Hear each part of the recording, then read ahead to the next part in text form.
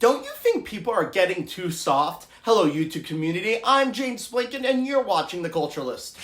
Life is not perfect. Sometimes you piss yourself from laughing at bad jokes, and sometimes you shit yourself. Again, that's life, and I accept it. I would like to also note that I have not shit myself in 687 days. Not the point. The point is trigger warnings. It's used too much nowadays. What? Did you want a warning about human peeing and shitting? We all do it. I've been around the block a bit, and I can say firmly that people abuse trigger warnings. Let me explain what I've seen. I have seen people saying climate change, touching, not sexual touching, just like handshake touching. Like, if I was Mike Pence, I would get that trigger. But beyond the point, food is also a trigger warning. Like warning, tasty, meaty burger.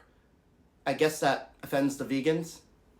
Warn them! Okay, the point is, these are just plain stupid. I'm not trying to discredit trigger warnings. They are a good thing in a general sense. To warn people if there's actual discomfort in videos like sexual assault, gun violence, gore, things like that. It's great for people who want to be warned, or simply with people with PTSD. But climate change, food, these are not trigger warnings. And calling them trigger warnings harms what actual trigger warnings are. We need to use these terms more appropriately and not make them into something they are not. Warnings about everything in life. You are not 2 years old anymore. Grow the hell up. Sorry, not sorry.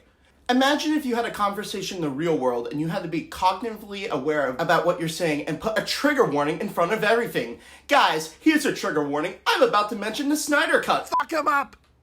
So like in general, a trigger warning should not be brought up in conversation like at dinner, but if you're bringing up something like with gore in it and I'm eating a really rare steak, a warning would be nice. Just saying. Yes, I do have the ability to call myself out once in a while when I make a point that might be a little over the top and a little bit stupid.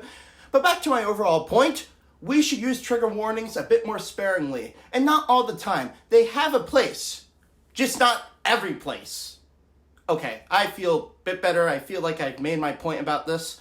I've been James Blinken. This has been The Culturalist. Thanks for watching.